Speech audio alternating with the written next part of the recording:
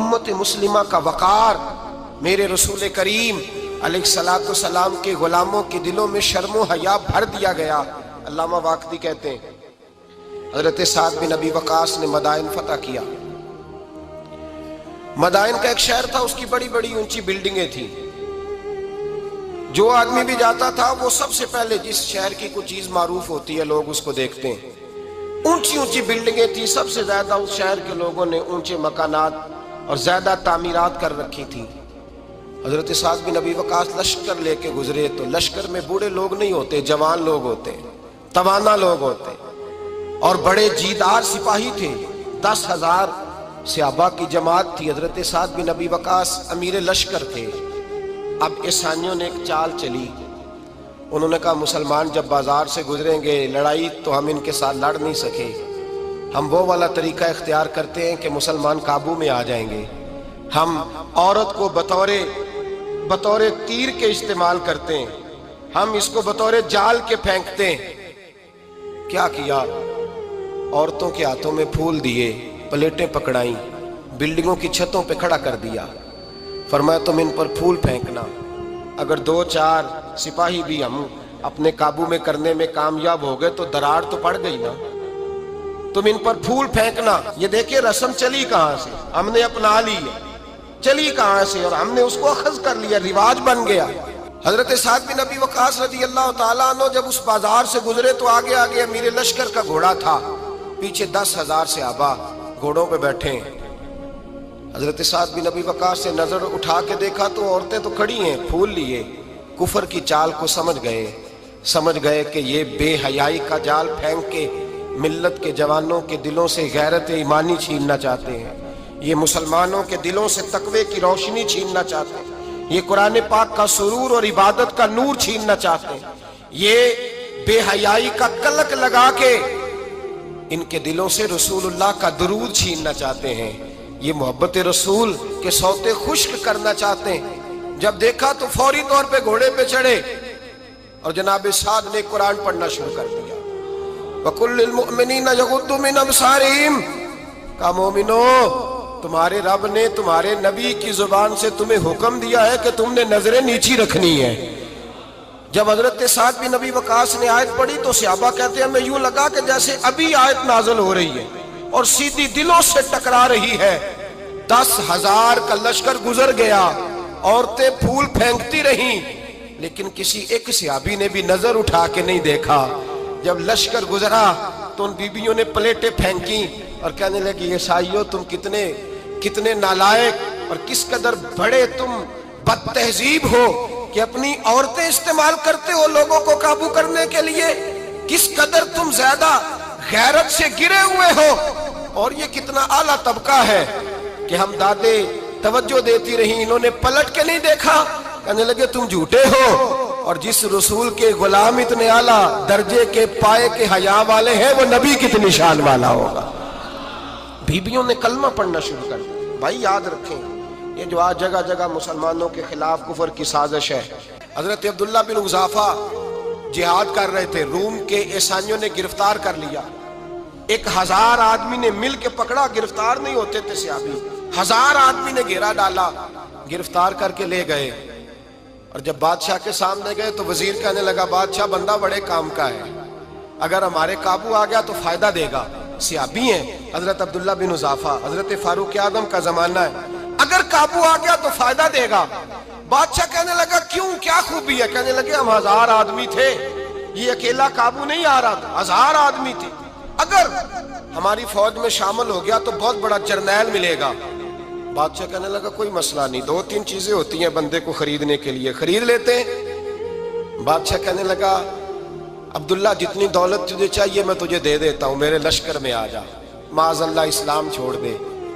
हजरत अब्दुल्ला बिन उज़ाफा क्या फरमाते हैं बड़ा तू बेवकूफ है, मैंने दौलत कमानी होती तो मदीने में बैठ के तजारत करता, मैं दौलत कमाने नहीं निकला, मैं तो रसूलुल्लाह की रजा कमाने के लिए निकला हुआ हूं। दौलत कमानी होती तो किसी मार्केट में होता, मैदान में आना था। शहादत है मतलूब मकसूद मोमिन, न माले गनीमत न किश्वर कुशाई। ये दौलत तो लौंडी है रसूलुल्लाह के दरवाजे की, ये तो पीछे पीछे फिरती है नबी पाक के गुलामों।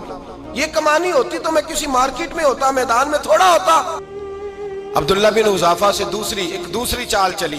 کہنے لگے میاں عہدہ جو تجھے چاہیے، میں بادشاہ ہوں، میرے نیچے جو عہدہ تو کہے گا وہ تجھے مل جائے گا.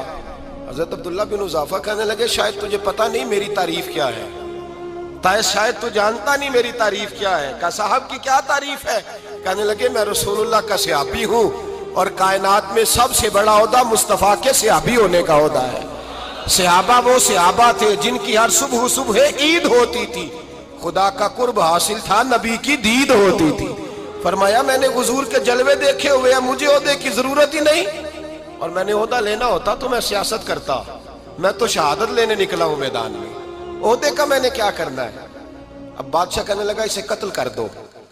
وزیر کہنے لگا نہیں، ایک بات اور ہے، مجھے ایک چال اور چلنے دو. کہا وہ کیا؟ کہنے لگے میری بیٹی بڑی خوبصورت ہے، مجھے موقع دو اپنی ہی بیٹی کو سجا بنا کے.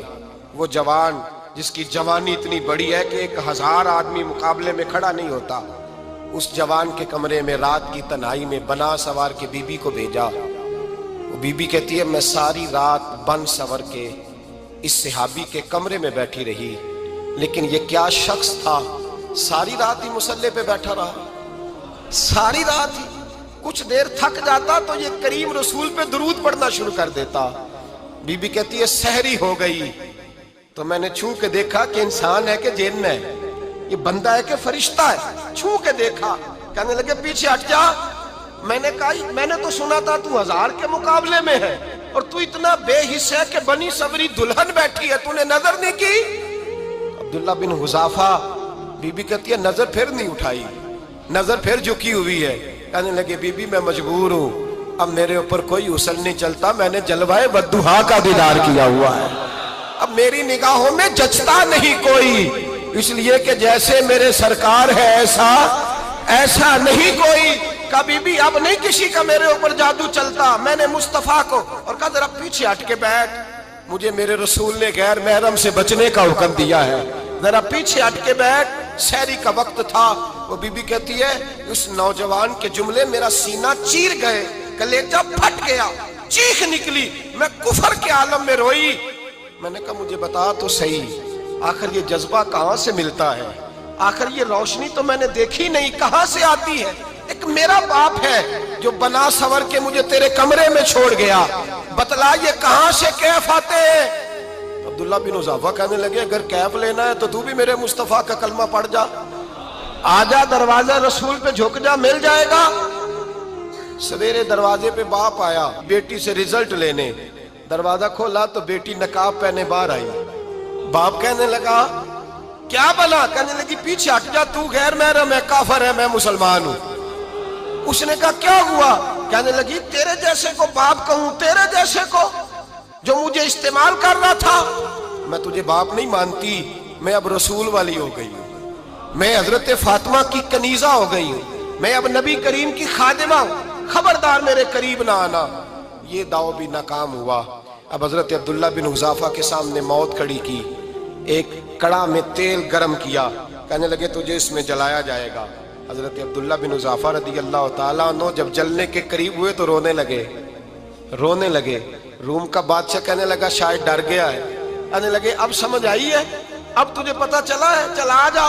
حضرت عبداللہ بن حذافہ کہنے لگے تو کافر ہے، تیری کافروں والی سوچ ہے، اس لیے نہیں رویا کہ موت سے ڈر گیا ہوں، میں تو اس لیے رویا ہوں کہ ایک جان ہے وہ نبی پاک پہ قربان ہو رہی ہے. کاش رب مجھے 1000 جان دیتا، میں ساری مصطفیٰ پہ قربان کر دیتا. فاضل بریلوی فرماتے ہیں کروں تیرے نام پہ جاں فدا، نہ بس ایک جاں 2 جہاں فدا، اور میرا 2 جہاں سے بھی نہیں جی بھرا، میں کروں کیا کہ کروڑوں جہاں نہیں. اور میاں صاحب فرماتے ہیں وہ کچا رنگ للاری والا جیڑا چڑھدا لیندا رہندا، اے عشق تیرے دا رنگ محمد چڑھ جائے پھر نہیں لیندا. عشق تیرے دا رنگ محمد چڑھ جائے پھر اے نہیں لیندا. میرے بھائی وہ روم کا بادشاہ کہنے لگا دنیا میں نے بھی بڑی دیکھی ہے، پر جیسے پاک صاف مصطفیٰ کے غلام دیکھے ایسا میں نے کوئی نہیں دیکھا. او بھائیو نظر پاک ہو، روح پاک ہو، مزاج پاک ہو، پھر انسان بڑے بڑے کام کرتا، پھر وہ مہمات